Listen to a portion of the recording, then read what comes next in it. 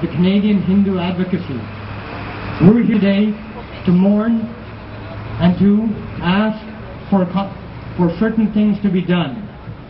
We're here to mourn the victims of the terrorist acts in Mumbai, the acts that killed so many innocent people, slaughtered so many innocent souls, all in the name of a vicious ideology, an ideology of hate and terror. But the damage that was done to the victims was twofold. And this is always often the case, where the damage is done initially by bombs and bullets, which tear through flesh. But then the victims are often penalized again, victimized twice. Victimized by the media, by reporting, by biased reporting. In the case of the Mumbai bombings, we hear that the reason that the bombings took place, the reason for the terrorist acts,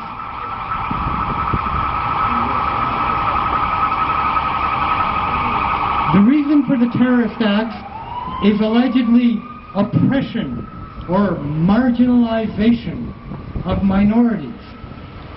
I will name some names. This has been stated repeatedly in editorial columns in many of the newspapers throughout North America, including here in Canada. I will name the names: the Toronto Sun, the Globe and Mail, and of course the Toronto Star. Yeah, boo indeed. They are angry, they say. The Islamic terrorists are angry. So they decide to take out their anger by slaughtering innocent people. But Jewish people have suffered a Holocaust. They have suffered 6 million dead. Hindus have also suffered. They have suffered a genocide where 80 million people were slaughtered by Islamic invaders. Don't we have a right to be angry?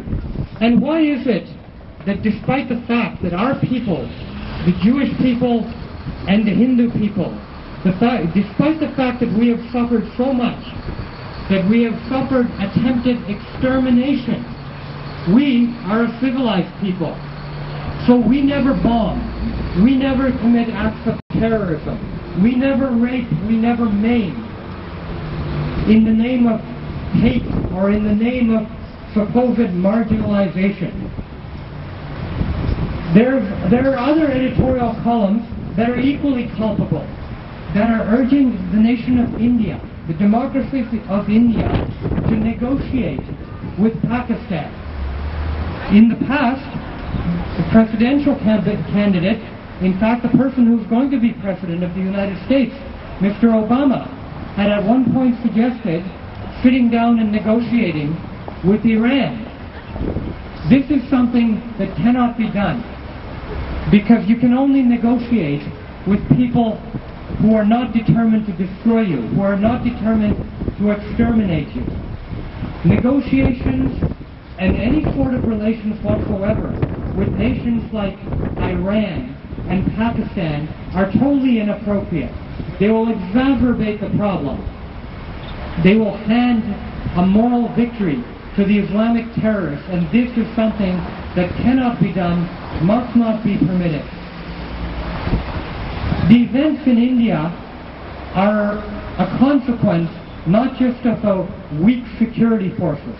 They are a consequence of weak and ineffective government.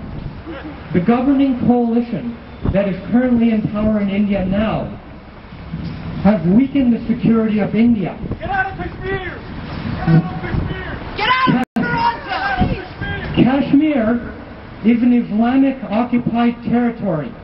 An Islamic occupied territory where Hindus have been ethnically cleansed from the entire territory.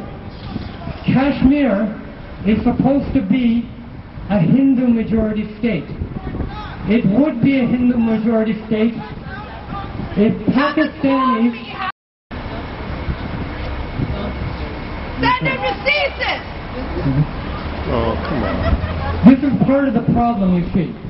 The propaganda and the media entities here in Canada claim that Kashmir is an Indian-occupied territory.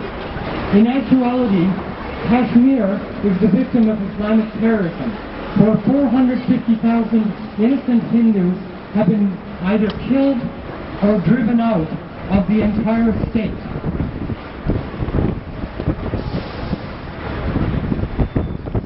We are here to mourn those who died. We are here to make sure that their deaths do not go in vain. And the way to do that is to stand firmly on the side of truth, on the side of justice, on the side of peace and democracy, to support decent democratic nations. The most decent democratic nations in that part of the world, there are only two of them, India and Israel. Israel is the light of the world. Israel has shown us how to take care of security and yet maintain decency, respect, and human rights.